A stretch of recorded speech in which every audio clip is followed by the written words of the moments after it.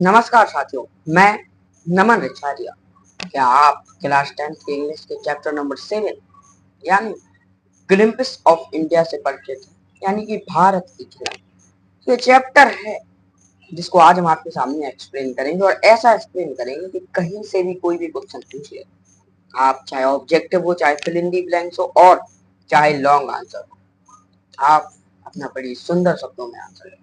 चलिए देखिए, ए baker from Goa सबसे पहली स्टोरी, यानी कि गोवा के कल्चर का एक बेकर।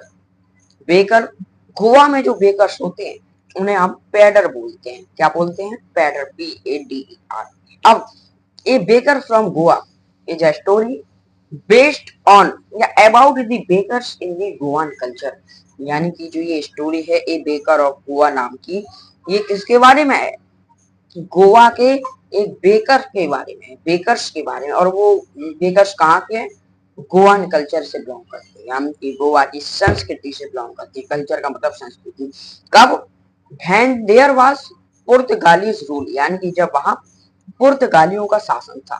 अब चूंकि जो बेकर्स होते थे या जो पाव भाजी या जो पाव रोटी बेचने वाले होते थे, वो पुर्तगाली होते थे। कौन होते थे? पुर्तगाली होते थे। तो गोवा में ये लोग जो है पुर्तगाली रूस के समय, उस टाइम ये लोग क्या करते थे? इन लोगों को बेकर्स के नाम से जाना जाता था। और दी ऑथर टेल्स अस, यानी कि ऑथर में बताता है अबाउट दिस चाइल्डहुड डेज, यानी कि वो अपने चाइल्डहुड बचपन के दिनों के बारे में हमको बताता है। वो क्या बताता है? वो कहता है कि ड्यूरिंग दोस टाइम, यानी कि उस समय या उस दौरान, people it's loaves of bread, यानी कि पाव रोटी खाते थे। पाव रोटी होते हैं जो आपने देखे होंगे। आपको स्क्रीन पर तस्वीर हम दिखाएंगे, वीडियो में आगे चलिए, ठीक है।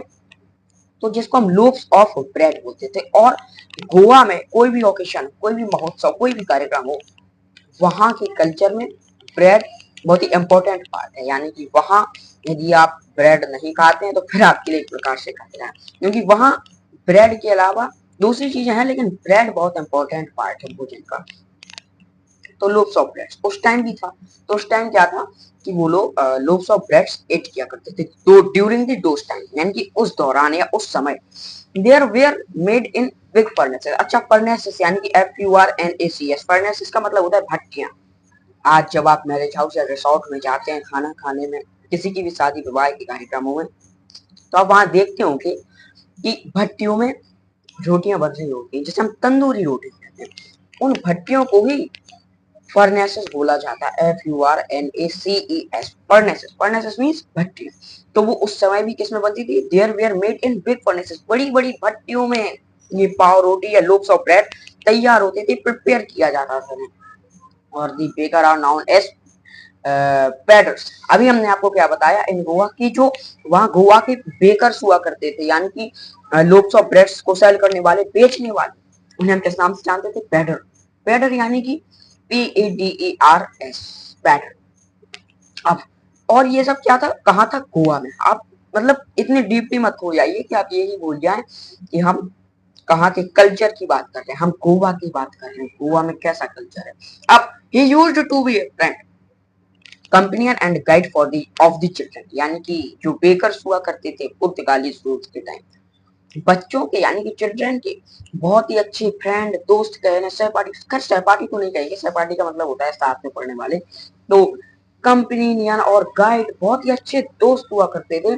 बच्चे उनसे बड़ा प्यार करते थे और इसीलिए वो दिन में 2 बार आते थे। He would come at least twice a day, यानी कि वो ट्वाइस ए डे, दिन में कम से कम 2 बार लोव्स ऑफ ब्रेड्स को बेचने आते थे।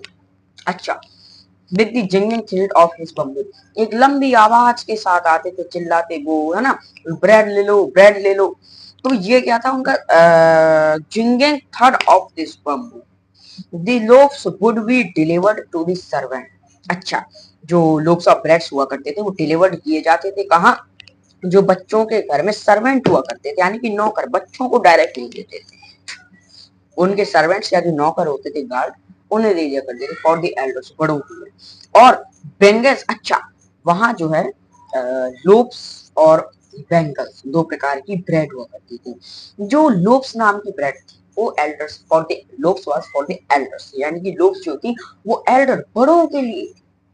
एंड बेंगल्स, जो बेंगल्स नाम की ब्रेड थी वो for the children, bangles was for the children, यानी कि वो बच्चों के लिए थी। ब्रेड वाज एन इम्पोर्टेंट, हमने अभी अभी आपको बताया था कुछ देर पहले कि ब्रेड जो था वो इम्पोर्टेंट पार्ट था, बहुत ही इम्पोर्टेंट पार्ट था किसी भी ओकेशन के लिए।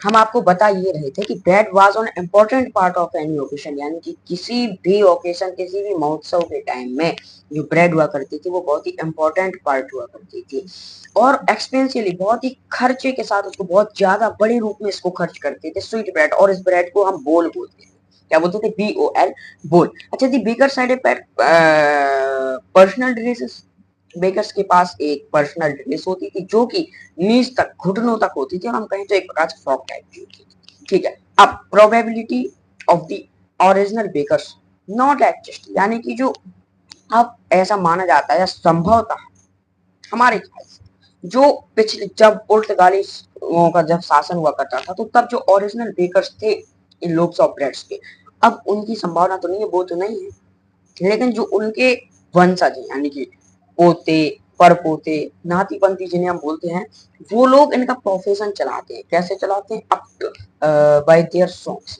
उनके कुछ पर्सनल सॉन्ग्स हुआ करते थे, उनके थ्रू वो उनका प्रोफेशन चलाते हैं, अब वो कर रहे हैं। और उस टाइम भी बहुत ही ज्यादा ये स्मार्ट वर्क हुआ करता था लोग सॉफ्टवेयर तैयार करने का फर्नेसेस में, और आज भी उतना ही। बेकिंग वाज प्रॉफिटेबल, बहुत ही प्रॉफिटेबल बिजनेस थी, लाभदायक बिजनेस हुआ करती थी इन दोज डेज, उस समय, और आज भी है। ऐसा नहीं है, यदि आप आज गोवा चले जाएंगे तो आपको ब्रेड एक इंपॉर्टेंट पार्ट दिखेगा ओकेशन के लिए। तो कलेक्टेड देयर बिल्स, अच्छा एक